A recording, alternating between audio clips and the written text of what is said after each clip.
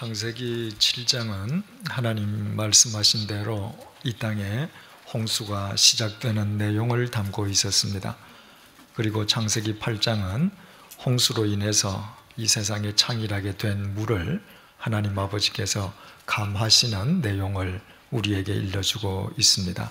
13절 보실까요? 601년은 천지가 창조된 이래 601년이라는 말이 아니라 노아가 601세 되던 해 그 말이죠. 601년 첫째 달 곧 그 달 초 하룻날에 땅 위에서 물이 거친지라 노아가 방주 뚜껑을 제치고 본즉 지면에서 물이 거쳤더니 노아 601세 되던 해 1월 1일 날 드디어 땅에서 물이 거쳤습니다. 그러나 물이 거쳤다고 해서 금방 사람이 내려가서 살 수 있는 것은 아니지 않습니까? 홍수로 물이 한번 뒤덮인 경험이 있으신 분들은 아실 거예요. 그죠? 물이 빠져도 땅은 계속 질척질척합니다. 그리고 온 사방이 습해서 살 수가 없잖아요. 14절 둘째 달 21의 날에 땅이 말랐더라. 그러니까 601년 1월 1일부터 한 달씩 6일이 경과한 뒤에 601년 2월 27일 날 땅이 말랐다. 지난 시간에 오신 분들은 어디에 공표가 되어 있습니까? 거쳤다, 말랐다. 그 위에는요, 줄어들었다. 11절 저녁 때에 비둘기가 그에게로 돌아왔는데 그 입에 감람나무 새 잎사귀가 있는지라 이에 노아가 땅에 물이 줄어든 줄을 알았다. 물이 줄어들었다. 그리고 물이 거쳤다. 물이 말랐다. 누가 하신 거예요? 하나님께서. 여러분, 지금 노아는 방주 안에 있습니다.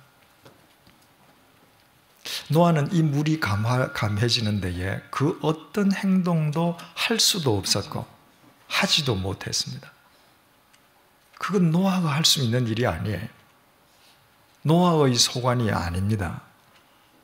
노아가 한 일은 방주 속에서 하나님께서 명령하신 자리를 하나님의 말씀을 쫓아 지키고 있는 것입니다. 그때 하나님 아버지께서는 그 방주 밖에 노아가 살 이 세상을 위해서 한치의 오차도 없이 치밀하게 역사하고 계시는 것입니다. 이것을 신약 성경 6장에 마태복음 6장에 예수님의 말씀을 빌리자면 하나님 나라와 의를 먼저 구하면 나머지 것은 하나님께서 책임지시고 하신다는 거예요. 여러분, 노아가 이 하나님의 말씀을 믿을 수 있었기 때문에 내가 하나님의 명령에 내 삶을 맡기면 하나님께서 나머지 필요한 모든 것을 책임져 주심을 믿었기 때문에 장구한 세월에 걸쳐서 자기의 전 인생을 바쳐서 전 재산을 바쳐서 방주를 지을 수 있었겠죠. 이 하나님을 못 믿는다면 노아는 방주를 절대로 지을 수가 없는 것입니다. 비가 쏟아졌는데 그 다음부터 내가 나가서 삽을 들고 퍼내어야 된다든가 뭘 해야 내가 살 수 있다. 그러면 하나님 명령을 쫓지 않았을 것입니다. 여러분, 우리가 오늘 이 시간에도 이 시대에도 우리가 하나님께 내 삶을 의탁하기만 하면 내가 하나님 나라와 하나님 나라의 의를 먼저 구하면 내 눈에는 보이지 않지만 하나님 아버지께서 이 세상 역사 속에서 나를 위해서 치밀하게 역사하고 계심을 믿으십니까? 이 하나님을 믿을 때만 우리는 온전히 그분을 쫓아서 살 수 있습니다. 우리 백주년 기념교회가 창립된 지 2년 반이 돼갑니다. 그죠?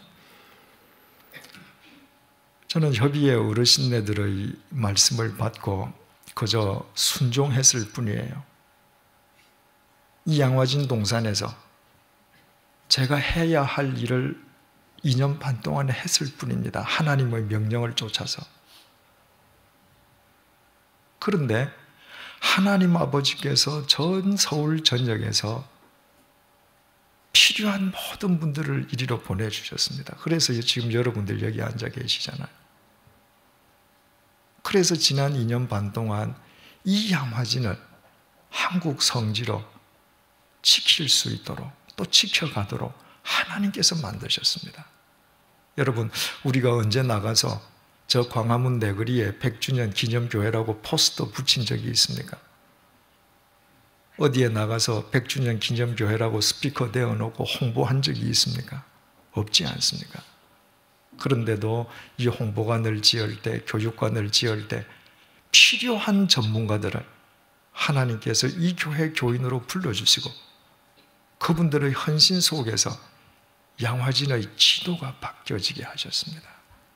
더욱이 외국에서 정말 이 양화진에 꼭 필요한 것을 배우고 전공하신 분들이 하나님의 오묘한 섭리 속에서 이곳에 와서 하나님을 위해서 헌신하게 하시는 것을 볼 때 하나님 아버지께서는 오늘 이 시대, 이 시기, 이 양화진을 위해서 10년 전부터, 더 이전부터 지구 반대편에서부터 치밀하게 역사하셨다는 거예요.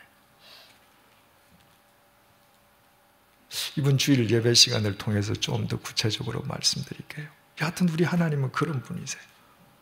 우리가 그 하나님을 믿을 때만 2008년도에도 우리는 그분의 나라와 그분의 의를 먼저 구할 수 있고 그때에만 우리는 12월 31일 날 후회하지 않는 사람이 되는 것입니다. 노아가 후회 없는 삶을 살았던 것은 그 하나님을 믿고 그 하나님께 자기 삶을 의탁했던 것밖에 없죠. 15절입니다. 하나님이 노아에게 말씀하여 이르시되, 계속 하나님이 노아에게 이르시되 말씀하여 이르시되 몇 번씩 나왔습니다. 다시 하나님께서 노아에게 말씀하여 이르십니다. 여러분, 이 말씀을 뒤집으면 무슨 이야기가 돼요? 이 15절에 주석을 가면 어떤 이야기가 되겠습니까? 노아가 하나님을 전적으로 신뢰하고 그 하나님께 자기 인생을 의탁했을 때 하나님의 말씀이 들렸다는 거예요. 우리에게는 노아가 가지고 있지 않던 기록된 하나님의 말씀이 있습니다. 누구든지 한글을 깨우친 사람이면 이거 다 볼 수 있어요. 그러나 이 책을 읽는다고 이 내용이 그 사람에게 하나님의 말씀으로서 역사합니까? 천만에요. 그렇지 않습니다. 여러분들이 아무리 교회를 열심히 다녀도, 여러분들이 아무리 헌신하는 사람이라 할지라도 하나님을 절대적으로 신뢰하고 하나님께 절대적으로 여러분의 삶을 의탁하지 아니하면 이 말씀은 여러분에게 하나님의 말씀으로 역사하지 않습니다. 내가 하나님께 내 삶을 의탁한다는 게 무슨 말이에요? 나의 계산, 나의 판단, 내 뜻을 전적으로 접어두고 하나님 말씀대로 산다는 것입니다.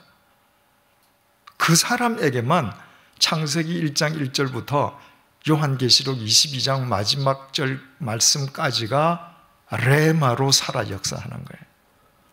그러지 않고는 이 내용을 읽을 때 지식적으로 이해할 수는 있지만 그 말씀이 내 삶 속에서 역사할 수 없습니다. 노아는 철저하게 자기 삶을 하나님께 드렸던 사람이기 때문에 하나님의 모든 말씀이 하나님의 말씀으로 심령 속에 꽂히고 그 말씀이 노아의 삶 속에서 역사하는 것입니다.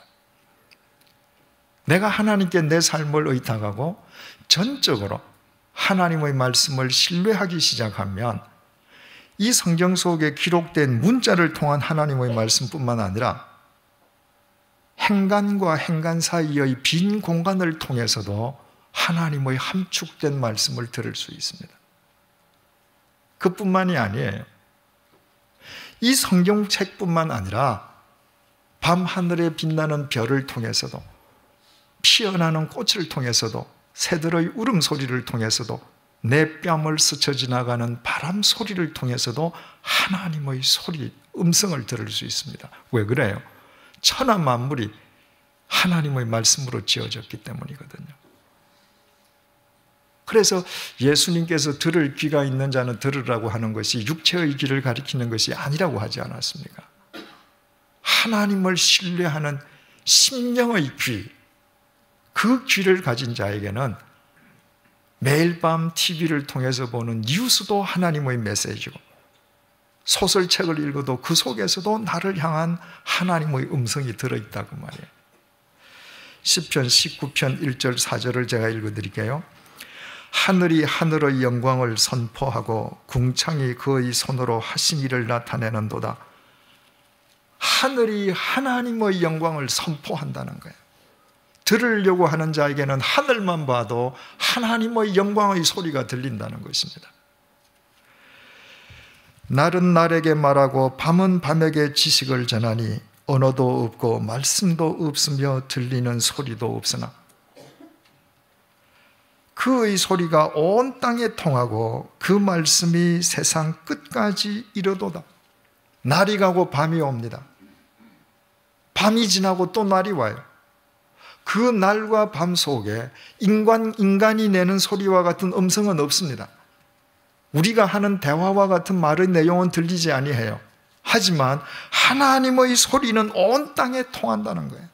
그 낮과 밤을 통해서도 그 소리가 땅끝까지 미친다는 것입니다. 왜?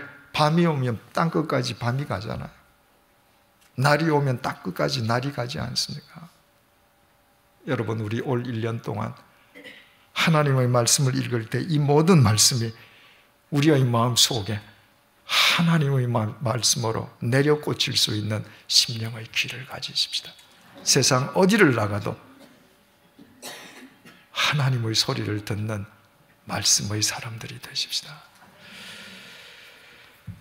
16절, 너는 내 아내와 내 아들들과 내 며느리들과 함께 방주에서 나오고. 여러분, 하나님께서 말씀은 언제든지 노아에게만 하셨어요. 노아 아내에게 하신 적이 없습니다. 노아 아들에게도 안 하셨습니다. 하나님께서는 항상 말씀은 노아에게 하셨어요. 그런데 너는 너 가족과 함께 방주로 들어가라. 또 너는 내 아들들과 내 며느리들과 함께 방주에서 나와라. 노아 한 사람뿐만 아니라 그 아내와 아들 셋, 자부 셋, 노아를 뺀 7 식구도 다 같이 방주로 들어가고 나오라고 하실 때 또 나와요. 도대체 이 7 식구는 뭘 한 거예요? 7장 1절 한번 보십시다.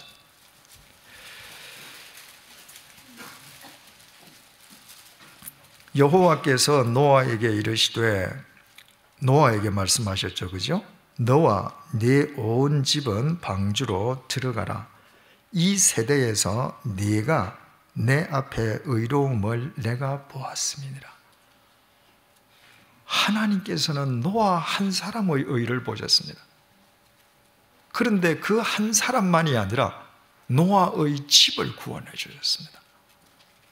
노아 한 사람으로 인해서 그 가족들이 더불어 방주에 탈 수 있게 된 것입니다. 이 말씀은 노아 한 사람만 의인이고 나머지 7사람은 다 악인이었다, 그 말이 아니죠. 노아의 의의 그늘 속에 그 가족들이 다 영향을 받았다, 그 말이죠. 노아 한 사람으로 인해서 나머지 가족 7사람 역시도 하나님과 바른 관계를 가질 수 있었습니다.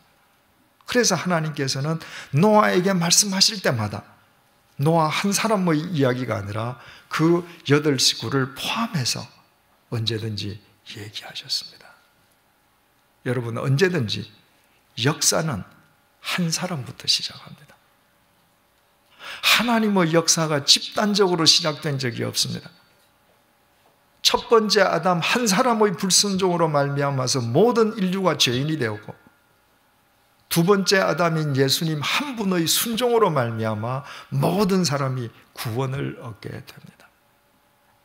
여러분, 나 한 사람이 내가 속해 있는 내 가정, 내 일터, 내 공동체를 허물어뜨리는 사람도 될 수 있고 영원히 세우는 사람도 될 수 있습니다. 우리가 창세기부터 요한계시록까지를 이 한 사람의 관점에서 쭉 보셔요. 한 사람 때문에 한 시대가 흥하고 한 사람 때문에 한 시대가 멸함을 받는다는 것, 그 관점으로 기록되어 있습니다.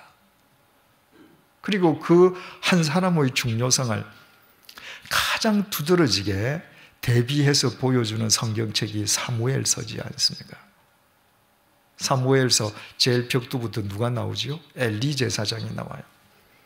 그 엘리 제사장은 훌륭한 사람이었지만 나이가 들어서 어떻게 해야 합니까? 영안이 흐려지고 노욕이 들죠.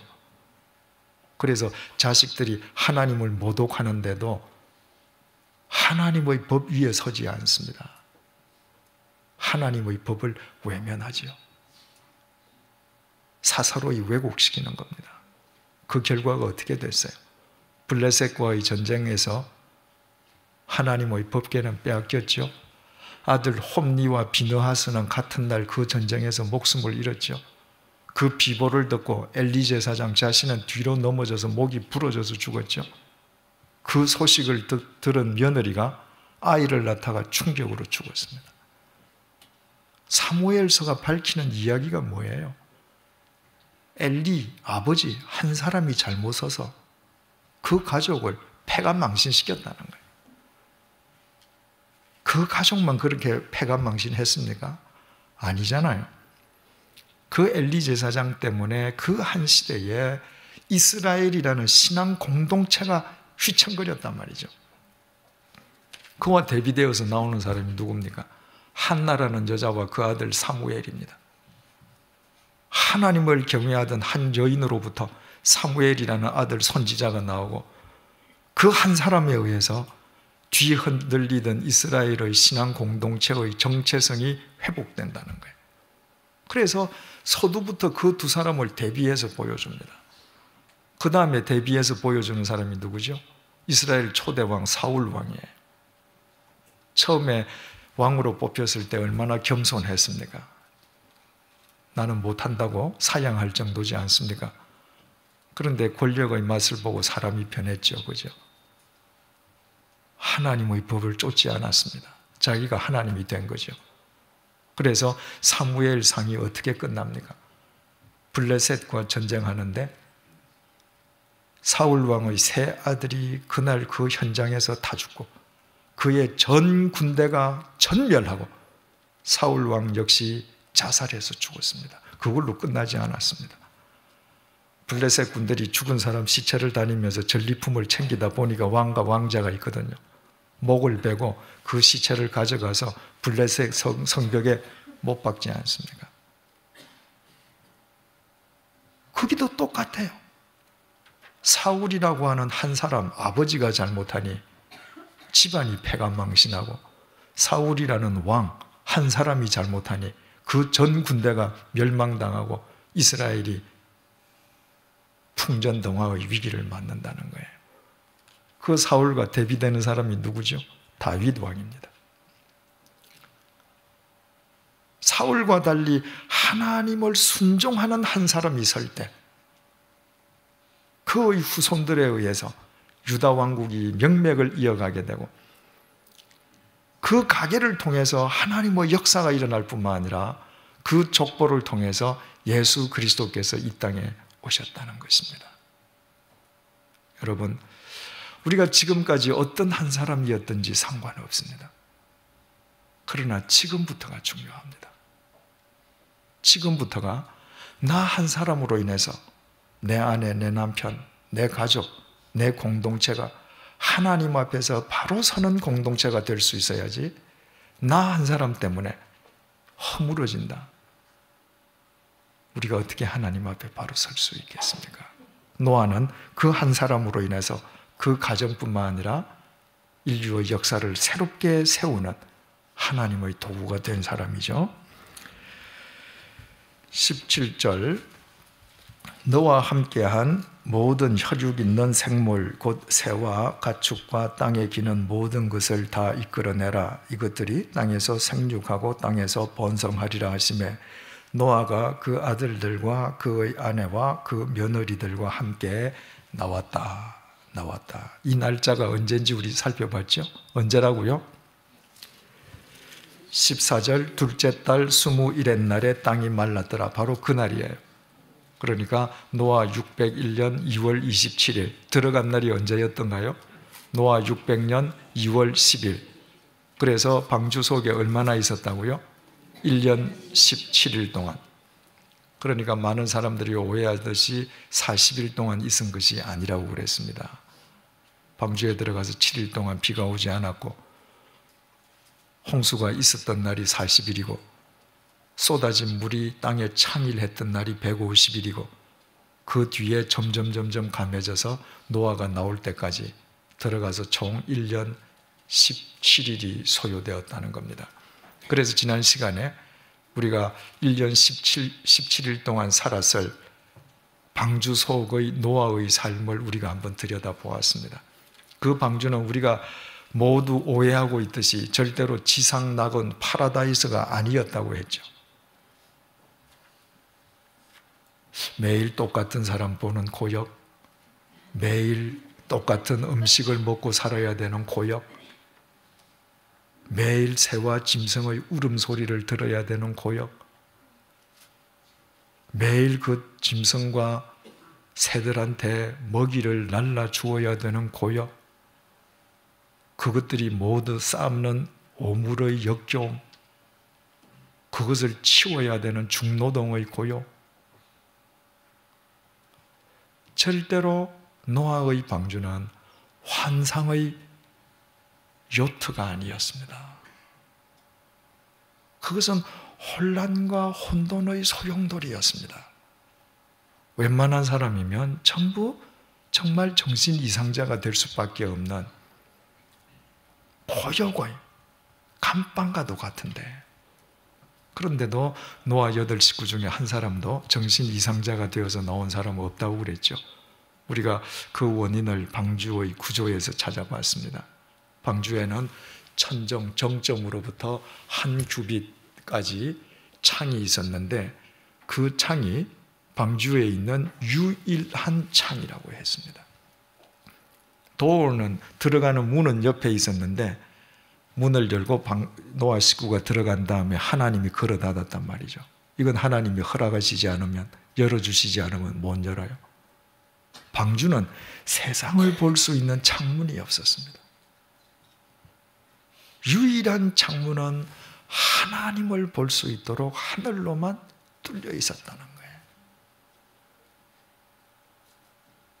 만약에 8식구가 옆에 창이 나서 세상을 보고 옛날 세상을 생각했더라면 그들은 한 달 17일 동안 못 견뎠을 것입니다. 그러나 눈을 들어 하나님만을 바라볼 때 모든 해답이 하나님에게 있었다고 그랬습니다. 내가 왜 이 자리에 있어야 하는가? 내가 왜 저 사람 곁에서 이런 일을 해야 하는가? 내가 왜 사랑하는 내 자식에게 이 일을 1년 이상을 시켜야 하는가? 모든 답은 하나님에게 있었습니다. 그것이 하나님의 뜻이기 때문에. 하나님 속에서 답을 찾는 사람만 인생의 모든 고비를 극복하고 그것을 자신을 위한 영적 유익으로 승화시킬 수 있어요. 그럼 여기에서 우리 해답을 찾을 수 있죠. 여러분, 하나님은 천지를 창조하신 전능하신 분이시잖아요. 천지를 창조하실 때 어떻게 하셨습니까? 물아, 궁창 위의 물과 궁창 아래의 물로 나뉘어라. 그랬더니 물이 나뉘어졌습니다. 궁창 아래에 있는 물들아 한 곳으로 모여라. 바다가 됐습니다. 그러면 40일 동안 비가 와서 모든 사람들, 사악한 인간들이 다 멸절되었습니다. 그러면 끝났잖아요. 하나님께서 그 순간에 물아 없어져라. 끝나는 거 아니에요. 그리고 노아 식구들 나와서 이제 니네들 살아라. 그러면 얼마나 간단합니까? 그런데 가서 7일 기다리고 비가 40일 쏟아지고 겨우 47일, 한 달 한 반 정도 지났는데 왜 나머지 11달 동안을 방주 속에서 기다리게 했냔 말이에요. 그것이 노아 식구에 대한 하나님의 사랑이었음을 우리는 알게 됩니다. 물이 그렇게 오래 감하는데 오랜 시일이 걸렸던 것은 노아 식구에 대한 하나님의 훈련이었습니다. 날마다 위를 통해서 하나님만 바라보는 믿음의 시선을 하나님께서 체질화시켜 주시는 것이죠. 그래서 노아는 인류의 중시조가 되었습니다. 두 번째 시조가 되었습니다. 그러면 이것을 우리 삶에 적용시키면 어떻게 돼요? 누구든지 하나님을 향해서 고정된 시선을 갖는 사람에 의해서 새 역사는 이루어진다는 것입니다. 또 바꾸어 이야기하면 하나님께서는 어떤 당신의 일꾼을 들어서 그를 통해서 새 역사를 이루실 때는 반드시 하나님만 바라보게 하는 시선의 훈련을 먼저 시키셨다는 거예요. 모세 보십시오. 그 에집트 왕궁에서 볼 것 많고 믿을 것 많은 그 왕궁에서 뽑으셔서 미디안 광야 아무것도 없는 곳에서 40년 동안 살게 하시잖아요. 아무것도 없으면 보이는 건 하나님밖에 없잖아요. 시내산에서 하나님께서 나타나실 때에도, 모세에게 십계명을 주실 때에도 수풀이 웅장한 시내산이 아니라 아무것도 보이는 것 없는 돌산 시내산에서 주셨습니다. 하나님만 보이는 곳이에요. 하나님께서 다윗으로 하여금 골리앗을 이기고 이스라엘을 구하는 구국 영웅이 되게 하셨는데 그것으로 끝나셨던가요? 아니죠. 사울 이후에 당신의 뜻을 이루는, 이스라엘의 새 역사를 이루는 일꾼으로 삼으시기 위해서 사울의 칼날을 피해서 근 10여 년 동안 광야를 숨어 다니게 하시잖아요. 그 기간이 다윗에게는 하나님을 향해서 시선을 고정시키는 시간이었습니다. 지난 시간 우리 주일 예배 시간을 통해서 살펴보았죠. 또 이번 주일 예배 시간에도 말씀드리겠습니다만은,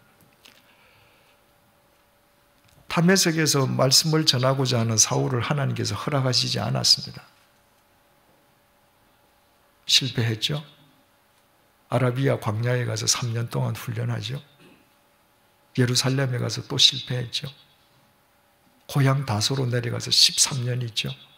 16년 동안 하나님께서는 사울로 하여금 하나님만 바라보게 하는 훈련을 시키셨습니다. 만약에 사울이 처음부터 나가서 엄청난 사람들이 주님께로 돌아오는 역사가 일어났더라면 아마 사울은 젊은 나이에 교만에 빠졌겠죠.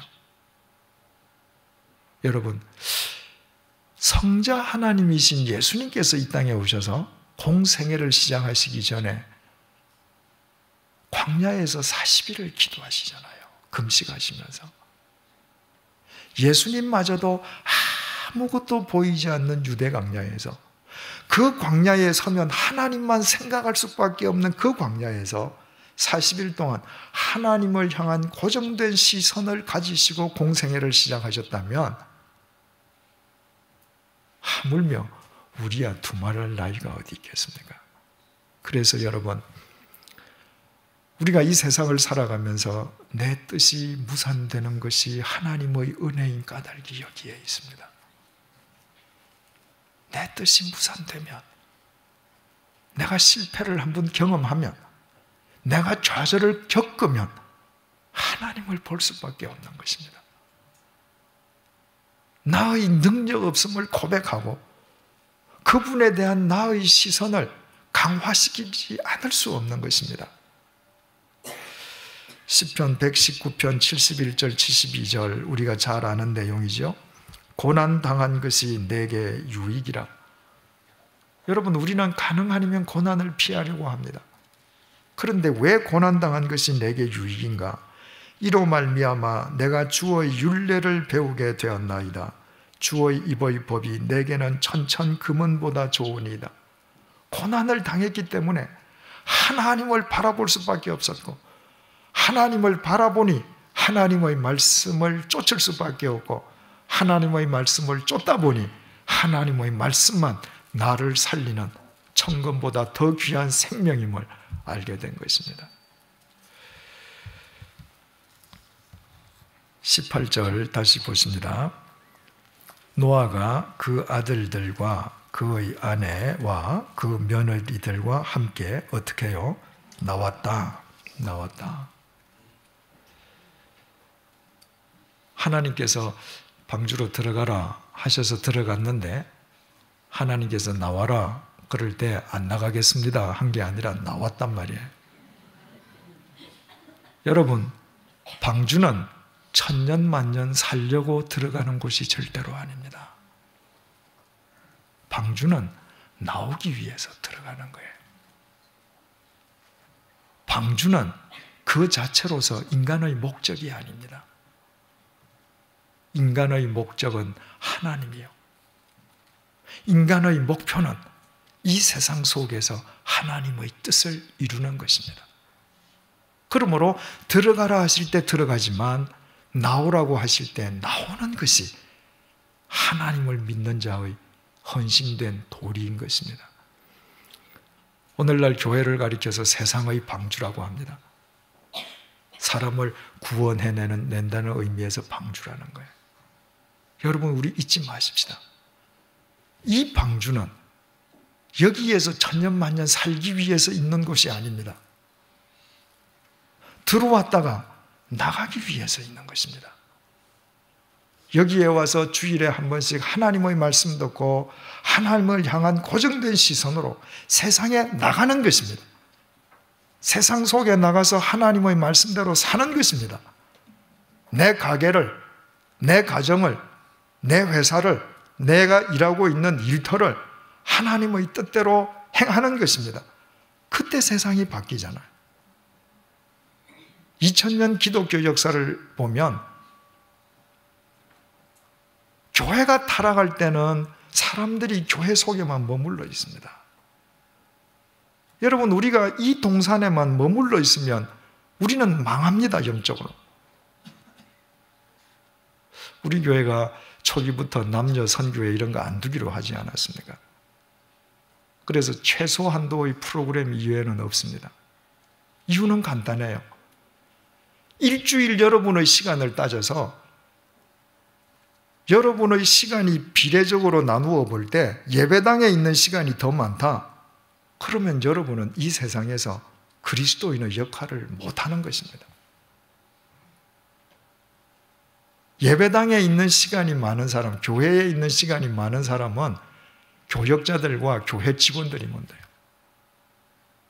여러분들은 주일날 수요 성경 공부 시간에 와서 하나님의 말씀을 듣고 이 세상 속에 나가기 위해서 존재하는 사람들입니다. 여러 번 말씀드렸죠. 교회, 에클레시아, 부르심을 받은 자들이에요. 동시에 우리는 아포스톨로스, 보내심을 받은 자들이에요. 왜 부르시는가? 보내시려고. 그러나 나가서 나의 힘으로는 되지 않아요. 또다시 와서 하나님의 말씀 속에서 새로운 힘을 얻고 또 나가는 것입니다. 여러분, 일주일 동안 우리가 열심히 모이되 이것 자체가 우리의 목적이어서가 아니라 우리의 목적은 그분이시요, 올 1년 동안 우리 삶의 목표는 그분의 뜻을 이 세상 속에 구현하기 위해 우리가 이곳을 찾는 사람들이 되십시다. 18절, 19절 또 봅니다. 노아가 그 아들들과 그의 아내와 그 며느리들과 함께 나왔다. 땅 위의 동물 곧 모든 짐승과 모든 기는 것과 모든 새도 그 종류대로 방주에서 나왔다. 자, 601년 노아 601세 되던 해 2월 27일 날 사람도 나오고 짐승도 나오고 새도 나왔습니다. 얼마 만에 나왔습니까? 1년 17일. 짐승들이 신났겠죠. 그 좁은 데 갇혀 있다가 경주하듯이 뛰어다닐 겁니다. 그죠? 새들도 날개를 퍼덕이고 창공을 날아다니겠죠. 사람도 마찬가지예요. 지금 1년 17일 만에 나온 겁니다. 그 옛날 그 무슨 그 노아의 방주 안에 요즘과 같은 샤워 시설이 돼 있었겠습니까? 우리 같으면 뭐 먼저 하실래요? 사우나탕에 먼저 가든가. 할 일이 얼마나 많겠습니까? 1년 17일을 제한된 공간에서 살던 사람이에요. 1년 17일을 매일 짐승을 먹이고 오물을 치우는 충노동 속에서 살던 사람입니다. 그 사람들이 나와서 제일 먼저 뭐 했는가? 20절, 노아가 여호와께 제단을 쌓고. 여러분, 노아가 이래서 위대합니다. 1년 17일 만에 나온 사람이 자기 육신의 안위를 먼저 추구한 뒤에 예배드리지 않았습니다. 제일 먼저 나오자마자 하나님 앞에 제단을 쌓았습니다. 제단 쌓았다는 게 뭐죠? 예배드렸단 말이에요. 왜? 내가 나오게 된 것도 내 능력이 아니고, 내가 살아남은 것도 내 능력이 아니고, 내가 이 세상에 나온 것도 내 뜻을 구현하기 위함이 아니라는 것을 노아는 아는 거예요. 방주 속에서 하나님을 향한 고정된 시선 속에서 노아의 사고방식은 이처럼 철저하게 바뀌어져 있습니다. 노아가 여호와께 제단을 쌓았다. 우리도 흔히 제단 쌓는다 이 말을 하지요, 그죠? 제단이라고 하는 이 말이 히브리 말로 미스베하흐인데 이거는 짜바흐라고 잡는다는 말이에요. 잡는다, 죽인다, 희생시킨다.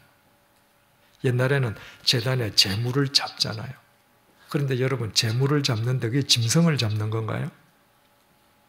실제로는 누구를 잡는 거예요? 나를 잡는 거예요. 나를 대신해서 제물을 바치는 거잖아요. 지금 노아가 제단을 쌓았다. 그리고 그 뒤에 번제를 드렸다 이렇게 되어 있는데, 제단을 쌓았다. 하나님 앞에서 죽은 것을 의미합니다. 내가 죽어야 하나님의 뜻이 나를 통해서 드러날 거 아니에요. 여러분, 예배는 우리가 죽는 거라고 그랬죠. 새신자반에서 여러분 이미 배우셨습니다. 예배는 그날 주시는 하나님의 말씀 속에서 내가 죽는 것입니다. 그래서 그 말씀이 내 삶 속에 육신을 입게 하는 거예요. 내가 죽지 않으면 그 말씀이 내 삶 속에 육신을 입을 수 없습니다. 자, 다시 여러분들께 여쭤볼게요.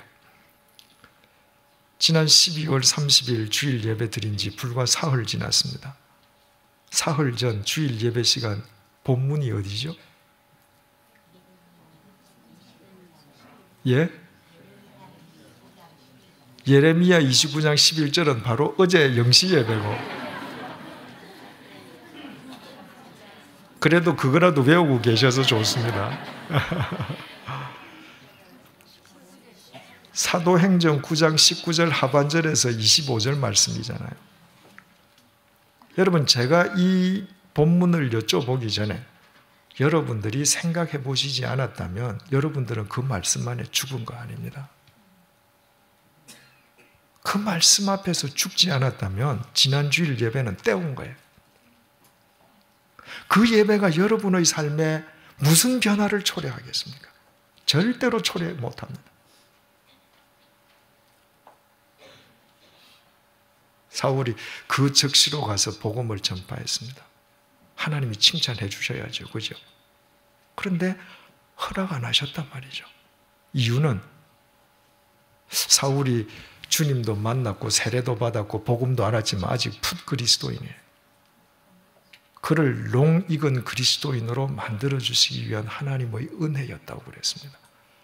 만약에 그 예배 시간에 여러분들이 죽었다면 월, 화, 수, 오늘 사흘째 동안 내가 내 삶 속에서 농 익은 그리스도인으로 살기 위해서 내가 무엇을 해야 될 것인가 생각하셨겠죠. 예배 시간마다 여러분들이 그렇게 죽는다면 새신자반 때 말씀드렸지만 주일 예배 1년에 50번 드리는 것만으로도 여러분은 성자가 됩니다. 안 죽으니까 안 되는 거예요. 여러분, 우리가 매일 아침에 일어나서 기도합니다. 왜 하죠? 그래서 내가 원하는 대로 오늘 하루도 하나님께서 이루어달라고 하는 것이 기도의 목적입니까? 그것은 불교 신자도 하지 않습니까? 그것은 무당을 찾아가는 사람도 하지 않습니까? 우리 그리스도인에게 아침에 일어나서 기도한다는 것은 죽는 것입니다. 하나님 오늘도 죽게 해주십시오. 오늘도 하나님의 말씀이 나를 지배하시고 나를 통해서 하나님의 말씀만 드러나게 해주십시오. 죽으려고 기도하는 겁니다. 나의 욕심, 내 자아를 살리려고 기도하는 게 아니에요. 노아는 이처럼 1년 17일 동안 갇혀 있다가 가장 자아가 소리 지를 때, 가장 자기의 안위를 꾀해야 할 때 노아는 죽었습니다. 이 순간마저도 하나님, 당신만 드러나십시오. 하나님이 그 노아를 예뻐 안 할 수가 없으시죠, 그죠? 20절, 노아가 여호와께 제단을 쌓고 모든 정결한 짐승과 모든 정결한 새 중에서 제물을 취하여 번제로 제단에 드렸다. 여러분, 번제가 뭐죠? 새 경우에 깃을 이렇게 하나 뽑고 이렇게 날려주는 거 아니잖아요. 무슨 뭐 소나 양일 경우에 그저 털 몇 개 뽑고 야 가라 이거 아니잖아요. 번제는 안팎으로 완전히 죽여서 제를 만들잖아요. 자, 그러면 문제가 생깁니다. 7장 7절 보십시다. 7장 7절, 노아는 아들들과 아내와 며느리들과 함께 홍수를 피하여 방주에 들어갔고 정결한 짐승과 부정한 짐승과 새와 땅에 기는 모든 것은 하나님이 노아에게 명하신 대로 몇 마리? 암수 둘씩 노아에게 나와 방주로 들어갔다. 하나님께서 처음에는 암수 둘 하셨다가 7씩 하셨다가 그래서 노아가 순종하는지 안 하는지 보셨다고 그랬잖아요. 그리고 최종적으로 결과적으로 방주 속에 들어간 것은 암수 둘씩, 두상씩이라는 말이 아니에요. 암수 2마리, 그래서 한 쌍이 들어갔다고 그랬습니다. 그런데 가령 종달새 한 쌍이 들어갔는데 그 종달새 한 쌍을 번제로 죽여버렸다. 이 종달새는 멸절돼 버리네요. 그죠? 양이 한 쌍 들어갔는데 양 한 마리로 제사를 드렸다. 그러면 한 마리로는 새끼를 못 놓으니까 이거 멸절돼 버리잖아요. 이거 어떻게 되는 거예요? 예? 아, 할렐루야. 좋습니다. 여러분, 이 짐승과 새들도 1년 17일 있었잖아요. 거기서 새끼 놓잖아요. 그죠? 그러면 방주가 왜 그렇게 컸었는가 이제 우리 이해를 할 수 있습니다. 하나님께서 창세기 6장에서 노아에게 말씀하실 때 방주를 짓는데 길이가 300규빗, 폭이 50규빗, 높이가 30규빗 그랬거든요. 그것을 메타로 바꾸니까 길이가 136m, 폭이 22.8m, 높이가 13.6m인데 내부 구조가 3층으로 되어 있습니다. 그래서 실제로 이와 같은 것을 면적을 그려서 배수량을 따지니까 총 32,800톤이라 그랬죠. 32,800톤의 배수량에 양을 실으니까 양을 125,280마리를 실을 수 있다고 그랬어요. 그런데 오늘날 현재 21세기 현재 뭐 그동안에 인류 역사상 멸절된 동물도 있겠지만 포유류가 3,500종, 조류가 8,600종, 파충류 및 양서류가 5,500종. 그래서 이 지금 현재 땅 위에 살고 있는 모든 짐승과 새들의 총 종류가 17,600종이랍니다. 여기에 암수 한 마리씩 한 쌍 곱하기 2하니까 35,200마리밖에 안 나와요. 그런데 하나님께서 지으신 방주는 양이 125,280마리가 들어갈 수 있습니다. 그리고 그때 우리 창세기 6장 볼 때 가령 무슨 뭐 코끼리니 기린이니 큰 짐승은 하나님께서 새끼를 부르셨을 거다 그랬죠. 큰 거 넣을 필요 없잖아요. 그죠? 그러면 왜 35,200마리가 들어가면 되는데 125,280마리가 들어가는 크기로 방주를 짓게 하셨는가? 1년 동안 이 짐승과 새들이 낳을 새끼까지도 하나님께서는 감안하셨음을 알게 됩니다. 여러분, 우리 하나님은 이런 분이십니다.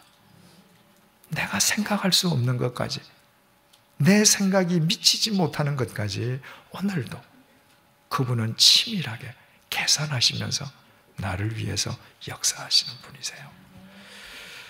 21절, 여호와께서 그 향기를 받으시고, 노아가 나오자마자 하나님께 번제를 드렸는데 하나님께서 그 향기를 받으셨다. 개역 성경은 흠향하셨다 이렇게 번역했죠. 그런데 실제로 여러분, 이 번제를 드리는데 우리나라 지금 양념 쳐서 갈비 굽는 거 아니잖아요. 조미료 이런 거 안 치잖아요. 그죠? 실제로 짐승을 태우는 냄새는 향기롭지 않습니다. 오히려 역할 수 있죠. 그런데 하나님께서 그 향기를 맡으셨다. 무슨 향기예요? 짐승을 태우는 향기가 아닙니다. 나오자마자 자기 자신을 하나님께 드리고 하나님 앞에서 죽는 노아의 중심의 향기를 보시는 거죠. 내가 하나님 앞에서 죽을 때, 내가 하나님께 나를 의탁할 때 하나님께서는 우리의 중심을 향기롭게 받으십니다. 왜 그래요? 내가 하나님을 위해서 죽을 때, 하나님 앞에서 죽을 때 나를 통해서 하나님의 향기가 진동할 거 아니에요. 하나님께서 기뻐하실 수밖에 없죠. 21절, 여호와께서 그 향기를 받으시고 그 중심에 이르시되 내가 다시는 사람으로 말미암아 땅을 저주하지 아니하리니 이는 사람의 마음이 계획하는 바가 어려서부터 악함이라. 어려서부터 악하다. 이것은 태어날 때부터 악하다. 그다음 원죄를 받고 태어난다 그 말이에요. 내가 전에 행한 것 같이 모든 생물을 다시 멸하지 아니하리라. 전에 행한 게 뭡니까? 노아의 홍수죠. 홍수처럼 이제 전 인류를 심판하는 일은 하지 않는다. 여러분, 하나님께서 이제 앞으로 하나님께서 정하신 역사의 종말이 도래하기 전까지는 노아의 홍수처럼 전 인류를 심판하는 심판은 더 이상 하지 않으신다. 그러면 하나님께서 노아의 홍수를 이 땅에 임하게 하시겠다고 하신 말씀과 언뜻 보면 서로 상충하는 것 같아요. 하나님께서는 창세기 6장에 인간의 모든 생각과 계획이 악하기 때문에 내가 썰어버릴 거다 그러셨거든요. 그런데 하나님께서 지금은 태어날 때부터 다 원죄를 갖고 악하기 때문에 내가 인간 때문에는 다시는 노아의 홍수와 같은 심판은 내리지 않겠다 이렇게 말씀하십니다. 자, 하나님께서 악한 인간들을 심판하셨습니다. 노아의 홍수로 심판하셨어요. 그런데 그건 하나님의 공의에 의한 심판이죠. 그죠?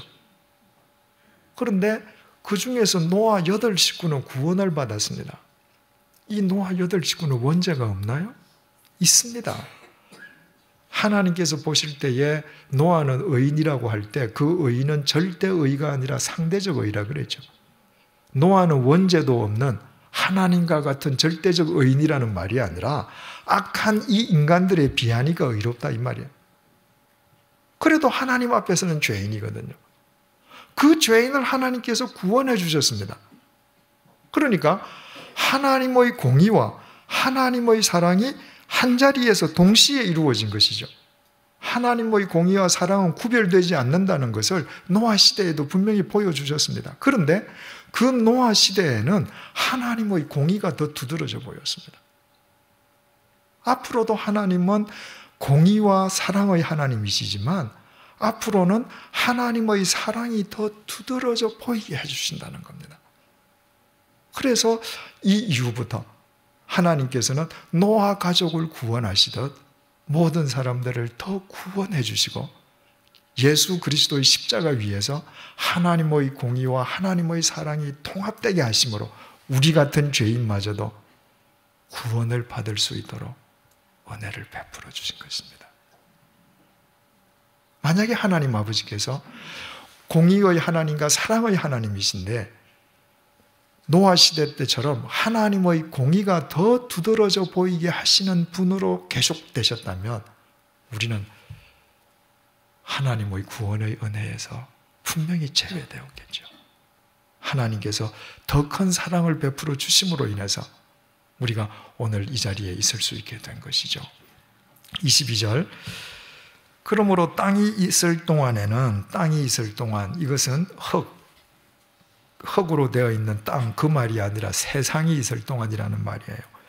세상이 있을 동안에는 심음과 거둠과 추위와 더위와 여름과 겨울과 낮과 밤이 쉬지 아니하리라.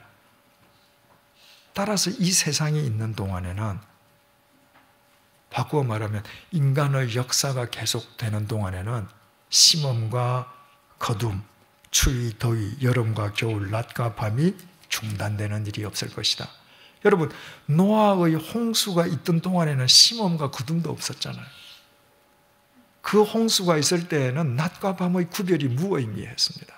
시간과 계절의 구별이 무의미했어요. 그러나 하나님 아버지께서는 앞으로 이 역사가 계속되는 한 반드시 심음과 거둠, 계절의 변화, 시간의 구별, 모든 것이 있게 하시겠다. 그 말은 역사를 내가 반드시 주관하겠다는 것입니다. 그래서 여러분, 2차 대전 때에 히틀러 같은 한 미친 정치인이 권력을 잡고 온 세계를 전쟁의 도가니 속에 몰아넣어도 역사는 중단되지 않았습니다. 어떤 인간도 인간의 역사를 중단시킬 수 없습니다. 역사의 주관자는 하나님이시기 때문입니다. 바로 그 이야기는 내가 하나님을 향하고 있는 한 하나님께서는 반드시 나의 역사를 책임지신다는 거예요. 나에 대한 하나님의 섭리를 중단하시지 않는다는 것입니다. 우리는 그 하나님을 믿음으로 하나님의 말씀 속에서 오늘도 내일도 살아갈 수 있는 것이죠. 자, 정리를 해보십시다. 이렇게 해서 노아는 새로운 인류의 두 번째 시조가 되었습니다. 새 역사를 살게 되었습니다. 새 미래를 살게 되었습니다. 새로운 희망의 삶을 살게 되었습니다. 그런데 이것이 노아에게 저절로 주어진 건가요? 아닙니다. 오늘의 결과였습니다. 오늘 하나님의 말씀대로 산 결과였습니다. 네가 방주를 만들어라. 내가 심판으로 모든 것을 썰어버릴 것이다. 그 말을 노아가 믿고 오늘 매일매일 주어지는 오늘마다 하나님의 명령에 순종해서 방주를 지었다는 것은 노아에게 희망과 미래는 뭐였습니까? 세상의 돈, 권력? 아니에요.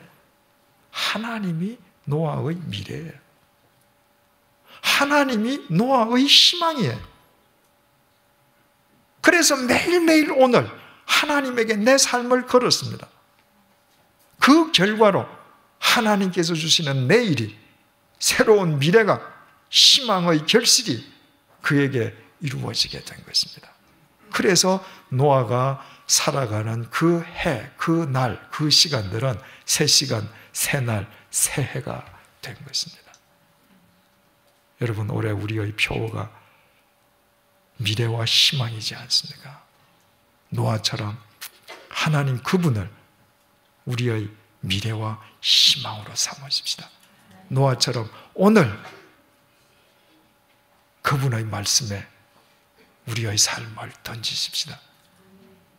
2008년도는 기필코 새해가 될 것입니다. 기도하겠습니다.